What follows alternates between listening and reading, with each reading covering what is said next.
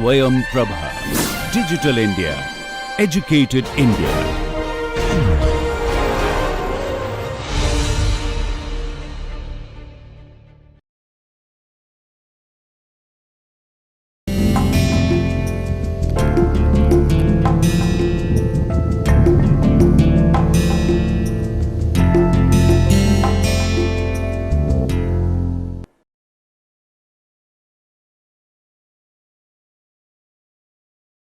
So far we have studied all the theory.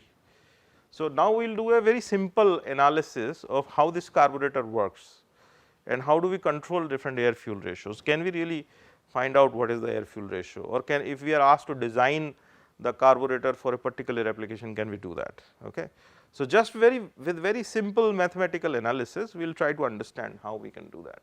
So in order to do that, you just take a simple carburetor and we will try to derive the air fuel ratio from this engine, from this carburetor.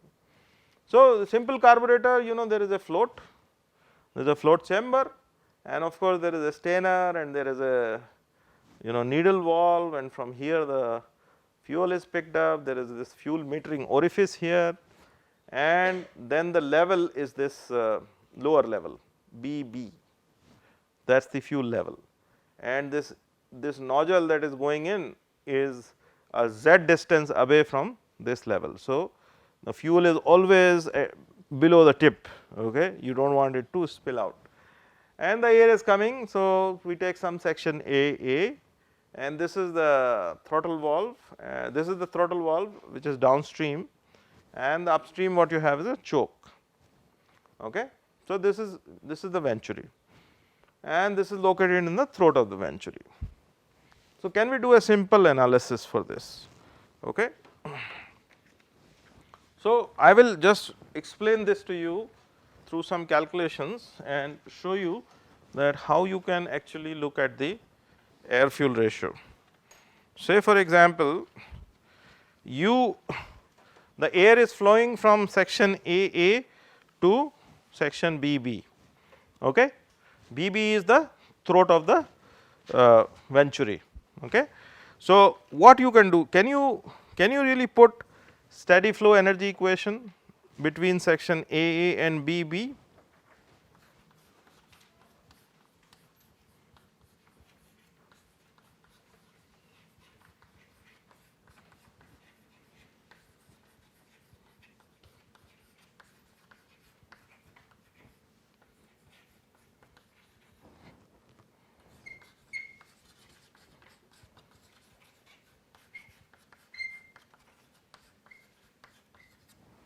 So when we do that, how can we write the equation? Q minus W is equal to H2 minus H1 plus half C2 square minus C1 square. Okay, this is, I have assumed this to be section 1 and I have assumed this to be section 2. So what is H2? H2 is enthalpy of what? Enthalpy of the air. H1 is the enthalpy of the air at point 1. What is C2? Velocity of the air at section 2, and C1 is velocity of the air in section 1, okay. So now everything is happening very fast. So we assume that Q will be 0, okay. Is there any work interaction? No. C1 will be very small, whereas C2 will be very fast. So compared to C2, C1 will be negligible. So this also we put as 0, okay. It is not 0, but this is close to 0. So when we have this equation, then we can write this as C2 is equal to, this is I write as equation number 1. So C2 I can write as square root of 2 into H1 minus H2, right. This is my equation number 2, okay. Now what I do, I assume that the air is behaving like an ideal gas. So when I assume that air is behaving like an ideal gas, I can write enthalpy as a function of temperature, right. H is equal to Cpt. So, if I put this in this equation, so then my equation number 2 becomes Cp is C2 is equal to square root of 2 Cp T1 minus T2. Okay. This is my equation number 3, all right. Now, you see at the throat the velocity is very fast, velocity of the air is very fast. So, this equation, the flow from the inlet of the Venturi throat can be considered to be isentropic. Okay. There is no time available, it is so fast that there is no time available for any heat transfer to take place. So, therefore, I can write this as T2 upon T1 equal to P2 upon P1 to the power gamma minus 1 upon gamma. Okay. This is my equation number 4, and when I put this equation, what I do is I put T2 upon T1 minus 1 equal to P2 or 1 minus T2 upon T1 is equal to 1 minus P2 upon P1 to the power gamma minus 1 upon gamma. Okay, I have just reduced both sides from 1, and then I take the common and I try to resolve this equation. So, I can write this equation then as, so this is my equation number 5, and then when I resolve it, I can write as T1 minus T2 is equal to T1 into 1 minus P2 upon P1 to the power gamma minus 1 upon gamma. Okay. Right. So, then I put this T1 minus T2 into this equation, into equation number 3. Okay. So, when I do that, I can write the equation for C2 as C2 is equal to the square root of 2 Cp T1 into 1 minus P2 upon P1 to the power gamma minus 1 upon gamma. Okay. This is my equation number 6. It's a simple steps, no complicated thing. Now, I have now applied the steady flow energy equation. Can I also apply the conservation of mass at both the sections? So, whatever mass of the air is coming at section 1, the same mass is passing through section 2 as well. So, suppose the rate of mass flow rate is ma. So, what can I write? What is changing? It is a density is changing, right? It is a compressible flow right now. So, this I can write as rho 1 that is density into volume. What is the volume? Volume is A1 into C1, and this will be equal to rho 2 into A2 into C2, correct. So, this is my equation number 7. What is A1 and A2? A1 is the cross sectional area of the inlet of the carburetor, and A2 is the cross sectional area of the throat of the venturi, right. Now, if you have to calculate the mass flow rate of the air at venturi,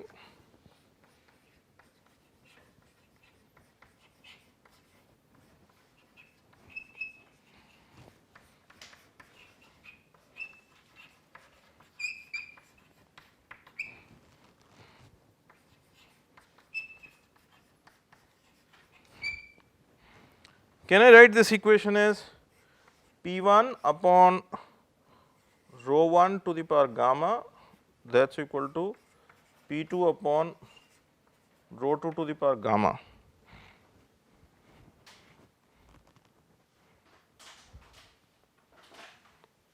Can I write that?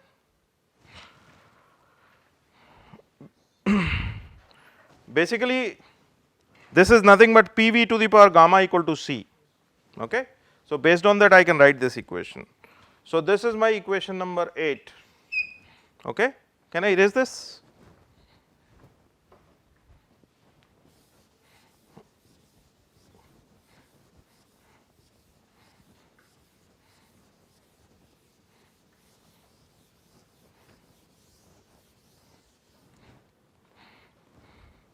So, now from equation number 8 I can write as rho 2 equal to P 2 upon P 1 to the power gamma 1 upon gamma into rho 1, right.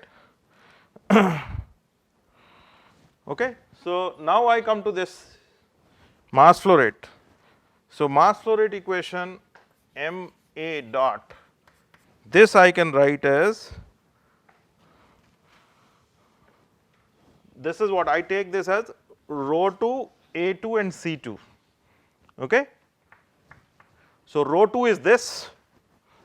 So, I can write this as P 2 upon P 1 to the power 1 upon gamma into rho 1. Next term is A 2 and next term is C 2. C 2 is this, right.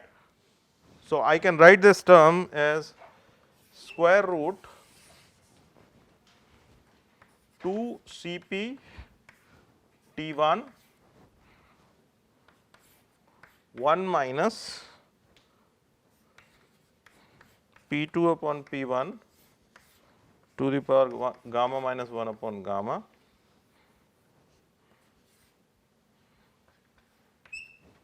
So, I have just put this equation here for this expression, and this I can write as m a dot, I little bit simplify it, is equal to P 2 upon P 1 to the power 1 upon gamma into this P 1, this rho 1 I can write in terms of P V and R T. So, I can write this as P 1 upon R T 1, right, and this is A 2 square root of 2 C P T 1 1 minus P 2 upon P 1 to the power gamma minus 1 upon gamma, and this is my equation number 9. Okay. So far it is clear. So, then I try to resolve this further, and I can write this as m a dot is equal to A 2 P 1 upon R square root of T 1.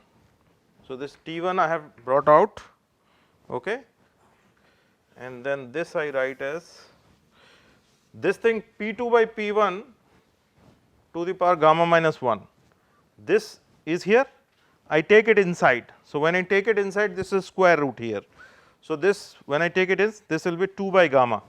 So, I add 2 by gamma here and this I write it here. So, this becomes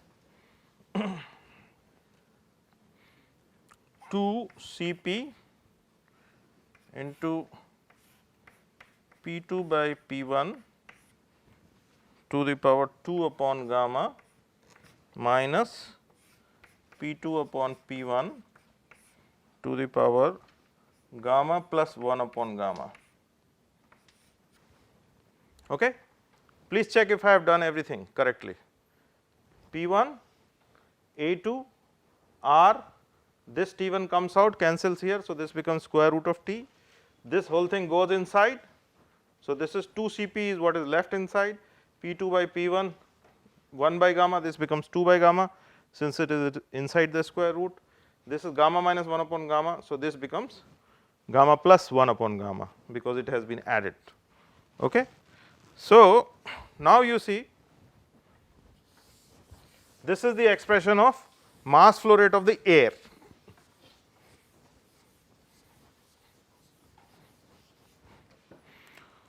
So, now this is air. So, normally we operate air at the ambient condition. So, if we look at the table, we know that Cp value is 1.005 kilojoule per kilogram Kelvin. Okay. For the air, we know that gamma is 1.4, and for R this is 0.287 kilojoule per kg Kelvin. Okay, these values are known. So, can I put all these values here, and when I put all these values here and I try to simplify it a little bit more, I get mass flow rate as 0.1562 A2 P1 upon the square root of T1, again square root P2 upon P1 to the power 1.43 minus P2 upon P1 to the power 1.71. And when I try to resolve it a little bit more, this is little complicated expression. So, I put it as a phi, and please do not confuse this phi with equivalence ratio. This is just some parameter that we have defined. So, then I can write this expression as mass flow rate of air is equal to 0.1562 and A2 P1 upon square root of T1 into phi, where phi is a parameter which is actually nothing but this expression inside the square root.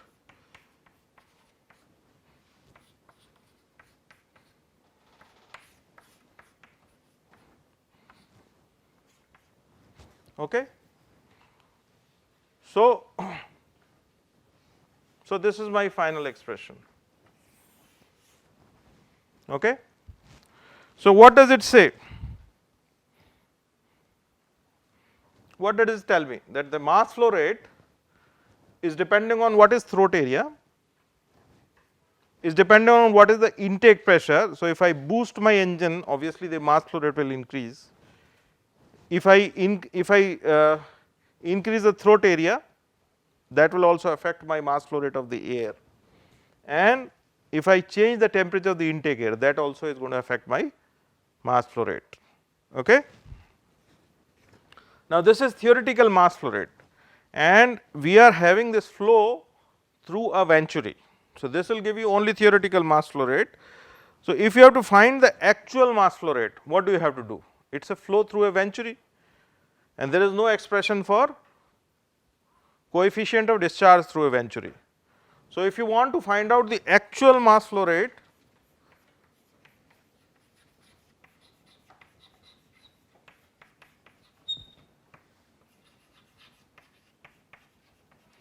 through the carburetor venturi,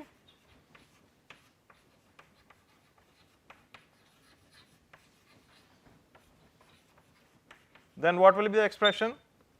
The expression in this case will be mass flow rate of the air is equal to 0.1562 into CdA into A2 P1 upon square root of T into phi. So, this is the expression for the actual mass flow rate that happens through a carburetor throat. Okay. Now, the question is that you have calculated the air flow rate, and what is your objective? Objective is not just to calculate the air flow rate, but also to find the fuel flow rate, so that you can figure out what is the air fuel ratio. That is your objective. But anyway, you have considered air to be in compressible fluid, changing density, and you have found out the mass flow rate of the air. Okay. So, now you have to calculate the fuel flow rate. Where is the fuel flow rate taking place? Fuel flow is taking place here. Okay. What is the height that it has to come? Z. Okay. And fuel, you will consider the fuel to be compressible or incompressible? You will consider it to be incompressible. So, then what do you do? Incompressible fluid, you will apply Bernoulli's theorem. So, you apply the Bernoulli's theorem.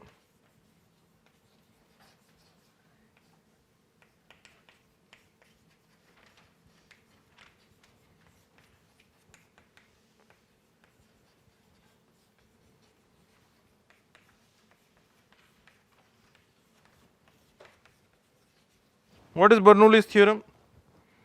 So, Bernoulli's theorem you all know P1 plus half of rho 1 V1 square plus rho g H1 is equal to P2 plus blah blah blah.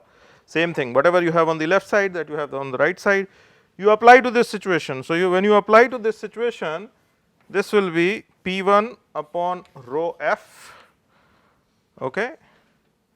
So, let me just go step by step rather than confusing you.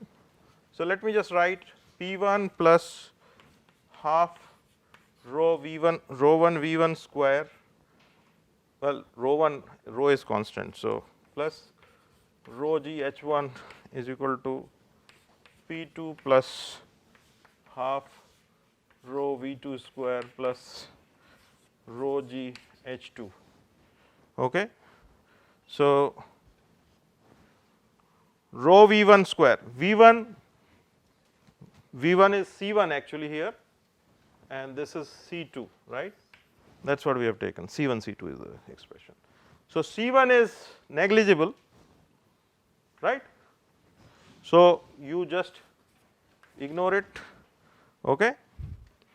What about this expression rho g H1, this also you ignore. Okay. P2 is there, then this expression can you ignore? No. And this expression obviously there is some height. What is that height here? H2. So, you write as Z, right. So, then you bring it, you solve it little bit, and this becomes P1 upon rho. And when you say rho, actually it is better to specify whether it is fuel or air. So, I will put a subscript rho f just to make things more clear. So, we are dealing with this. So, P1 by P2 by rho f, and that is equal to Cf square divided by 2 plus Gz.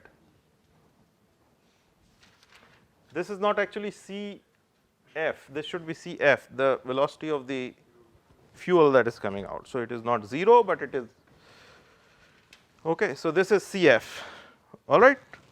So, rho f here is the density of the fuel, Cf is the velocity of the fuel at the nozzle exit at that point, okay, and Z is the height of the nozzle exit. Okay. So, from this can you find what is Cf? So, from this expression the Cf can be calculated to be 2 into P1 minus P2 upon rho f minus Gz. This is the expression. I have just rearranged these quantities. Okay. So, similarly, if you have to calculate the rate of mass flow rate, how you can calculate? So, rate of the mass flow rate will be AF into CF into rho f. What is AF? AF is the cross sectional area of the, not throat, of the nozzle, because the fuel is coming out of the nozzle. And what is Cf? Cf is the velocity at which it is coming out, and rho f is the density of the fuel that is coming out. So, this expression, when you can put the value of Cf there, and you can write this as Mf dot is equal to Af into the square root of 2 rho f and P1 minus P2 minus Gz rho f. This is the expression that you get. Okay. All right. Now, this is theoretical mass flow rate of the fuel. Obviously, if you want to know the practical or experimental value of the mass flow rate of the fuel through the nozzle, what you have to do? Same thing, you have to put CD. Okay. So, mass flow rate MF actual will be CDF. CDF means coefficient of discharge of the fuel through the nozzle. Okay. CDF into AF into square root of 2 rho F P1 minus P2 minus GZ rho F. Okay. So, this is my expression for mass flow rate of the fuel. Now, once I know the mass flow rate of the air and mass flow rate of the fuel, it is very easy for me to figure out what is the air fuel ratio, is it not? So, what will be that expression? So, obviously that expression will be, if I have to calculate air fuel ratio, so AFR is equal to mass flow rate of the air actual divided by mass flow rate of the fuel actual, and then you write these expressions and simplify this. I will simplify and write the final expression. So, the final expression is 0.562 into CD of air divided by CD of fuel into A2 upon AF P1 into phi divided by the square root of 2 T1 rho F into P1 minus P2 minus GZ and rho F. It is a little scary expression, but this is a very, very important expression when it comes to designing the carburetor for a particular application. And what it tells us is that air fuel ratio will actually be dependent on the coefficients of discharge of the air. Coefficient of discharge of the air for what? For the venturi, throat. What is the coefficient of discharge? And CDF means the coefficient of discharge of the nozzle from where the fuel is coming in. And A2 is the cross sectional area of the throat of the venturi, and AF is the cross sectional area of the nozzle exit, right. And then P1 is the pressure, initial pressure, phi is some expression which is totally based on the pressure ratio, that means the pressure upstream and pressure in the throat, and then it is also dependent on temperature. What is the intake air temperature? Okay. Lower will be the intake air temperature, higher will be the air fuel ratio. It also depends on rho F, density of the fuel, and then of course there is the expression for P1 minus P2 minus GZ rho F. Okay. So, by and large, this expression tells us that if you have to design a carburetor for a particular application, what factors you have to keep in mind. Okay. So, this is when we are considering that air is compressible. Okay. Air is compressible means the density is changing. Now, what about if we consider the air to be incompressible and we neglect the density effects? So, can we do that? So, if we neglect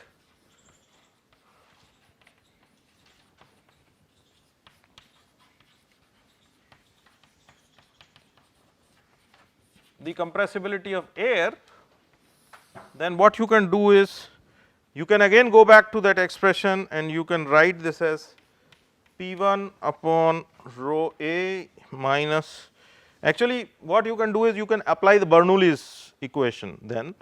So, when we apply the Bernoulli's equation for the incompressible air, so our expression reduces to this, right.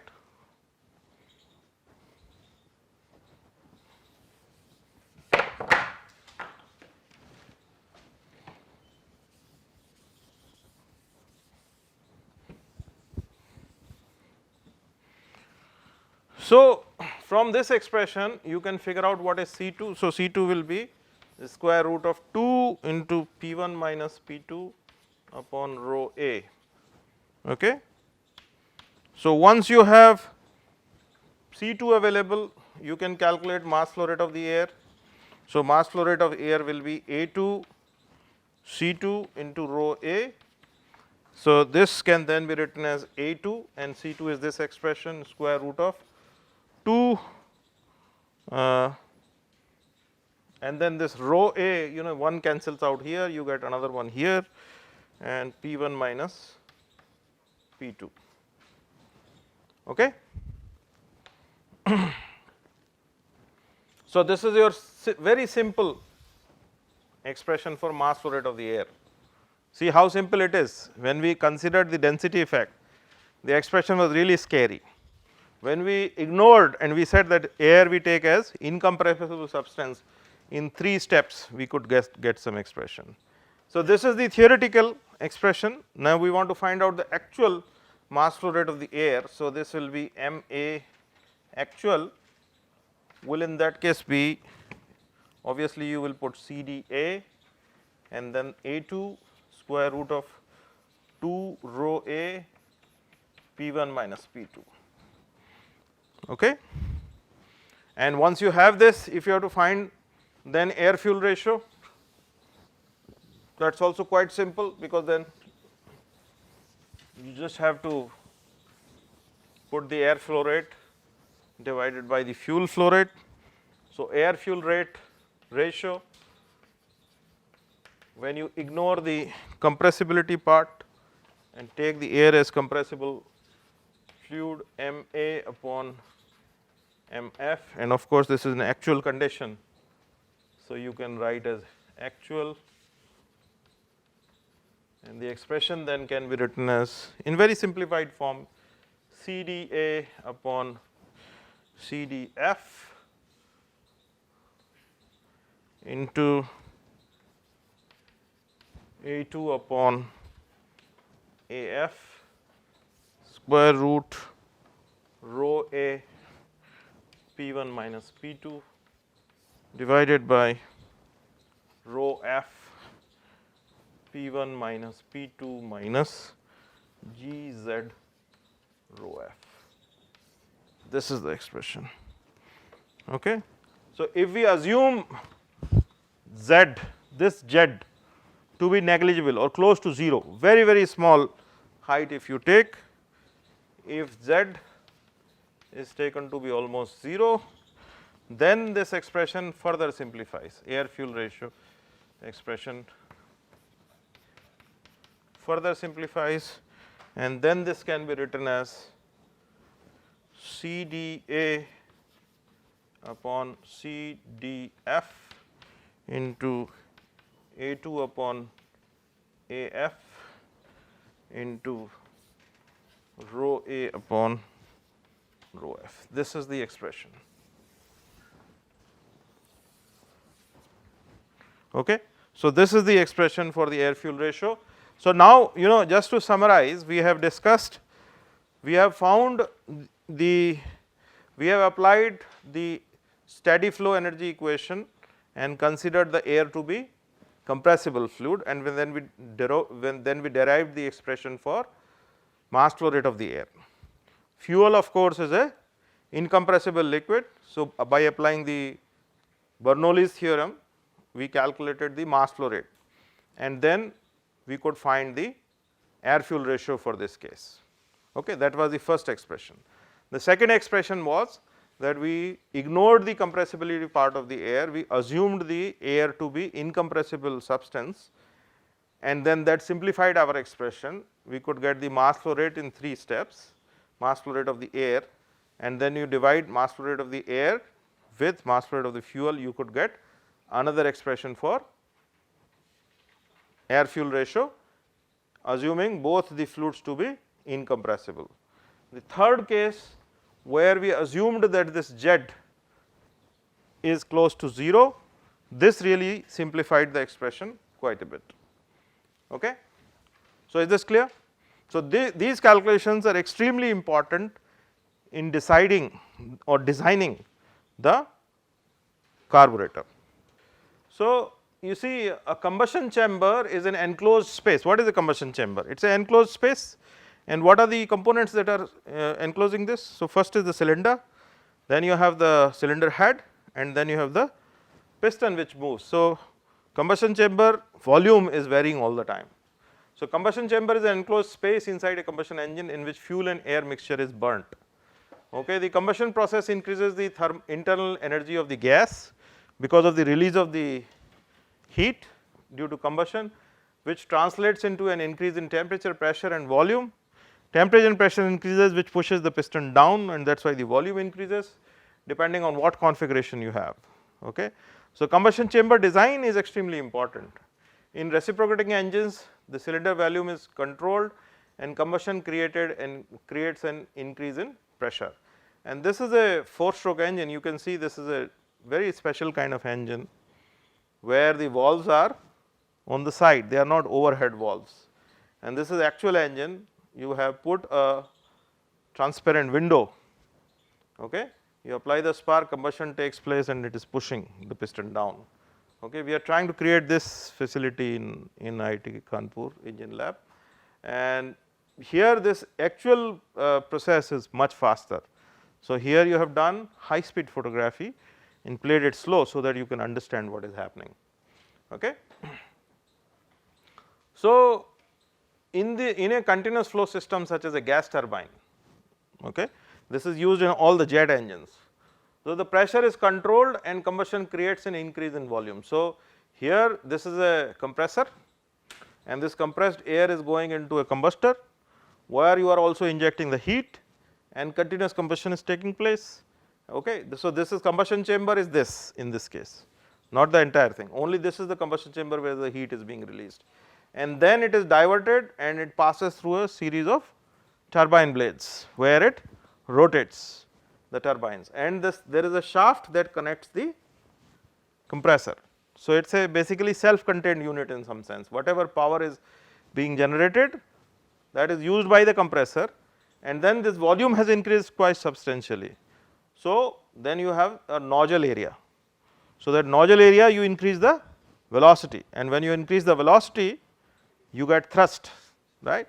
So, this thrust actually pushes the whole aircraft in the forward direction. So, that is how all the jet engines, all the fighter planes actually work in this principle. You must have seen that when the fighter plane takes off, you see the flames coming out. What are those flames? Are they really coming from the combustor? No. I told you that when the aircraft takes off, at that time maximum amount of power is required. So, what is done is that here you pump in more amount of fuel. So, that fuel when it comes into the hot gases it catches fire and further increases the pressure and volume. So, it gives you extra thrust. So, those thrusters are actually started in a fighter plane for initial like 10, 15, 20 seconds, and once the aircraft is airborne you do not see the flames afterwards. Okay. So, this is what is done in a jet engine. So, combustion chamber particularly this was a little out of context, I will just focus on the SI engine. So, combustion chamber design considerably affects the engine performance and its knocking tendency, okay, because we have discussed that during the combustion that there is a lot of role that is played by the heat transfer for the end gas in a SI engine. If the heat transfer is good, it will keep the temperature below the auto ignition limits and you can avoid the knocking. So, therefore, you know the combustion chamber design plays an extremely important role in avoiding the knocking. So, combustion chamber design involves the following aspects. What is the shape of the combustion chamber? Many designs are there, I will show you. Where the spark plug is located? I told you that if the spark plug is located in one corner, obviously the flames have to travel a very long distance, and therefore, the possibility of knocking will increase. Okay. Similarly, what is the location of the inlet and exhaust valve? That also plays very important role in the combustion chamber design. What should be the objective of a combustion chamber design, or what design should I call a good combustion chamber design? What should be my motivation or objectives of designing a combustion chamber? So, there are many. First is that I need absolutely smooth engine operation, I do not want jerky operation. So, it should have moderate pressure rise, because if the pressure rise is too small I will not get torque. If the pressure is too large, then I will get jerky engine operation. So, it should have moderate pressure rise.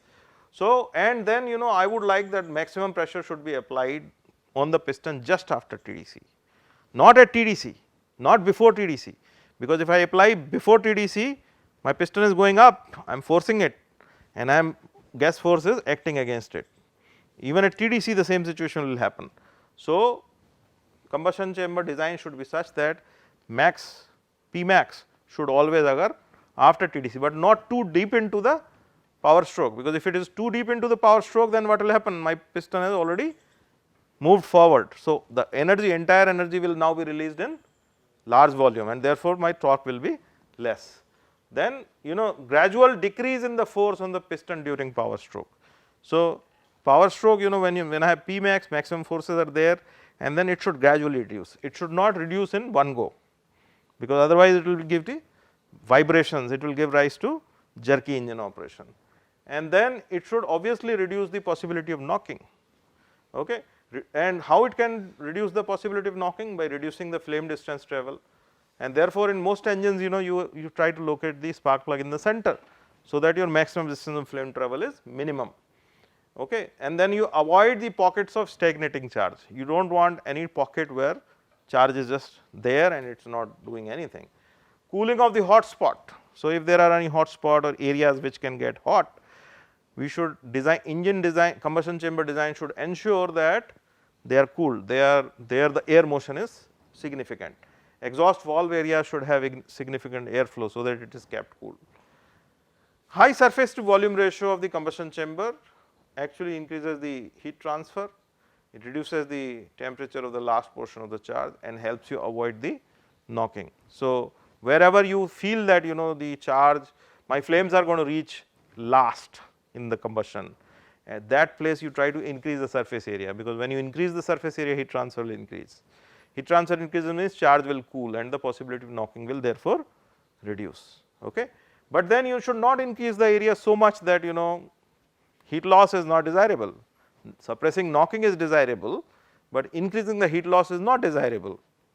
So, you decrease the heat loss to the extent that you are able to successfully avoid knocking, but if you go on overboard and do too much of surface area, if you give, then it will lead to reduction in thermal efficiency of the engine, because lot of heat will be lost in the heat transfer.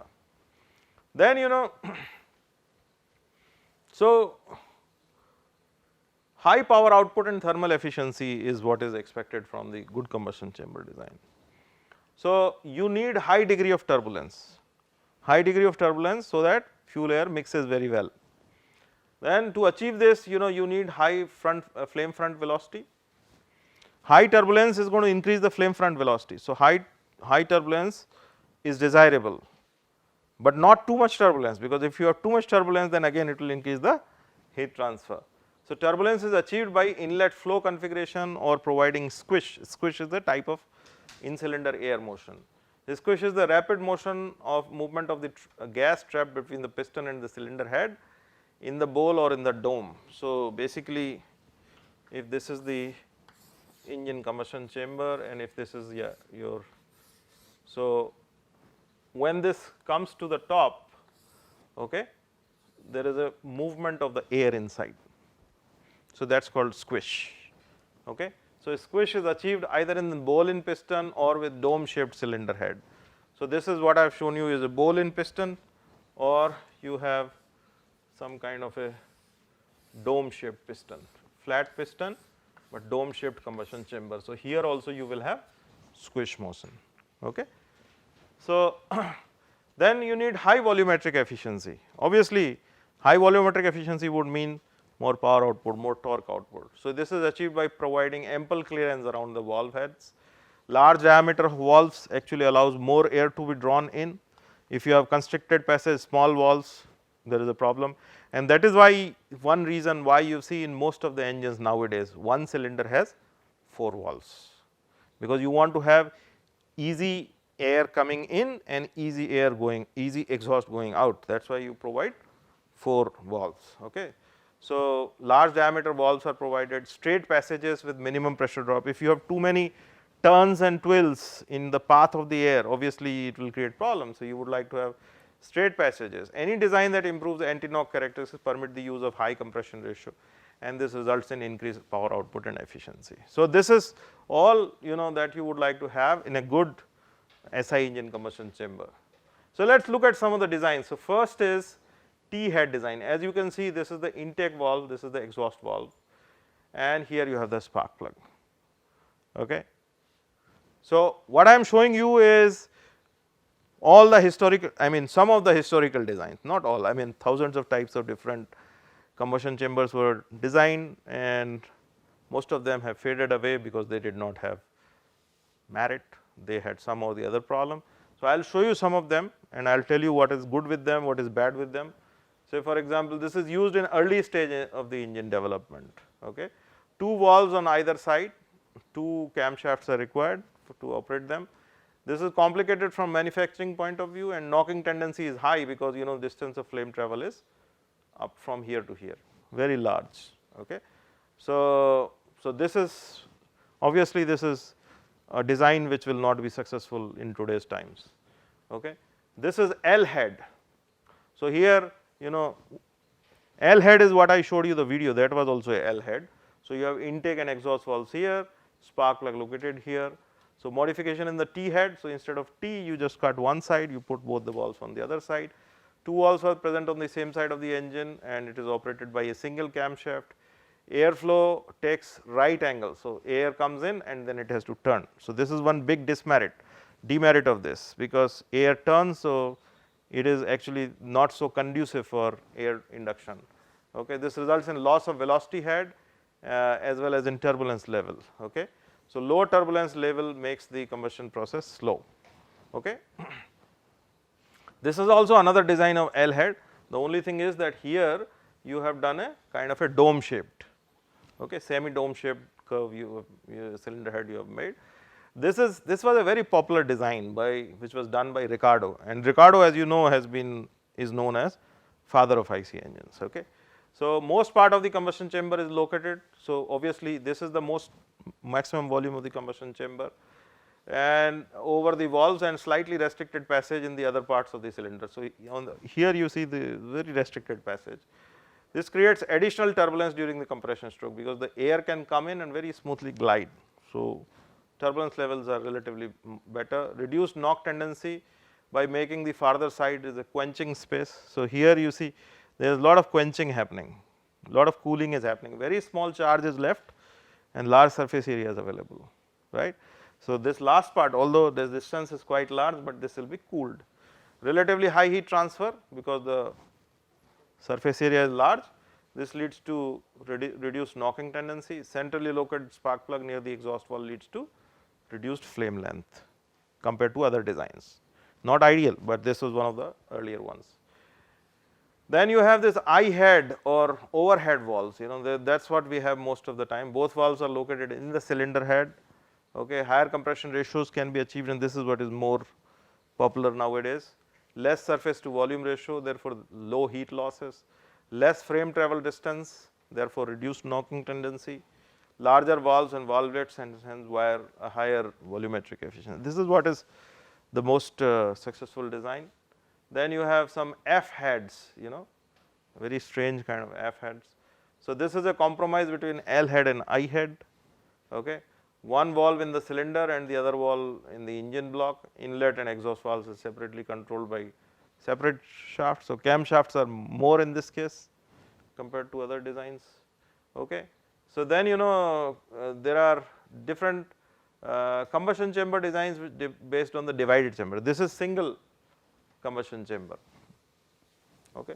There are many divided chambers. So, in divided chambers, just like when we discussed diesel combustion chambers, some combustion starts in one chamber, then proceeds to another chamber.